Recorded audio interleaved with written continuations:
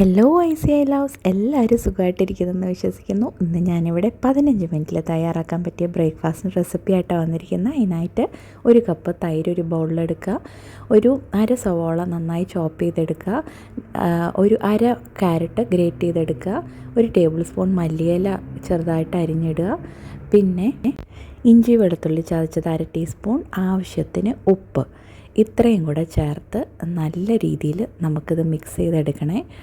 അപ്പോൾ നന്നായി നമ്മളിത് മിക്സ് ചെയ്തെടുത്ത ശേഷം നമുക്കിതിലോട്ട് ഒരു ചെറിയ താളിപ്പം കൂടെ ഇടേണ്ടി വരുവേ. അപ്പോൾ ഇത് നന്നായി ഒന്ന് മിക്സ് ചെയ്യാം.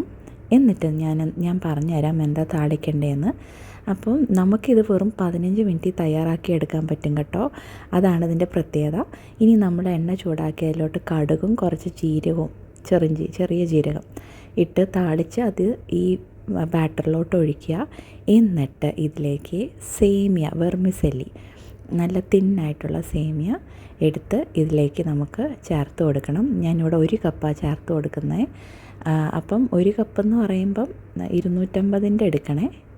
അപ്പം ഒരു കപ്പ് ചേർത്ത് കൊടുക്കുക.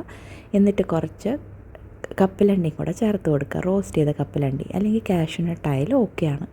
എന്നിട്ടിത് നന്നായി മിക്സ് ചെയ്ത ശേഷം ഒന്നുകൂടെ ഒന്ന് ഉപ്പ് ചെക്ക് ചെയ്തേക്കണേ. ഉപ്പ് കുറവാണെങ്കിൽ ഒന്ന് അഡ്ജസ്റ്റ് ചെയ്തിടുക. ഇത് നന്നായി മിക്സ് ചെയ്ത ശേഷം ഒരു 3-4 മിനിറ്റിന് മാത്രം ഇത് അടച്ച് വെക്കുക, ജസ്റ്റ് ഒന്ന് പിടിക്കാൻ. ആ സമയം കൊണ്ട് നമുക്ക് നമ്മുടെ ഇഡ്ഡലി സ്റ്റീമർ അടുപ്പത്ത് വെള്ളം വെച്ച് ചൂടാക്കാൻ വെക്കാം. അതുപോലെ അതിൻ്റെ തട്ടിൽ കുറച്ച് എണ്ണ തൂത്ത് വെക്കാം.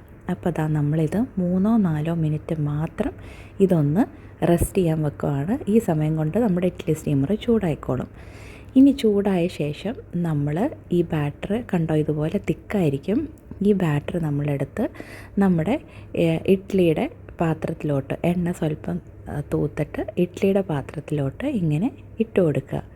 അപ്പം ഇത് ഇട്ട് കൊടുത്ത ശേഷം നമ്മൾ യൂഷ്വലി ഇഡ്ഡലി വേവിക്കുന്ന പോലെ വെള്ളം ചൂടായ ശേഷം ആ തട്ട് പാത്രത്തിലോട്ട് വെച്ച് ഒരു 10-15 മിനിറ്റോളം വേവിക്കുക. അപ്പം നമ്മളിതൊരു 10-15 മിനിറ്റ് വേവിച്ചെടുക്കാമേ. ഇപ്പോൾ ദാ നമ്മുടെ അടിപൊളി ബ്രേക്ക്ഫാസ്റ്റ് റെഡിയായി. നമ്മുടെ സേമിയ ഇഡ്ഡലി റെഡിയായി. ഇതിന് ചട്നി ഉണ്ടെങ്കിലും ഇല്ലെങ്കിലും വെറുതെ കഴിക്കാൻ കേട്ടോ. വലിയവർക്കും പിള്ളേർക്കൊക്കെ ഇഷ്ടപ്പെടും.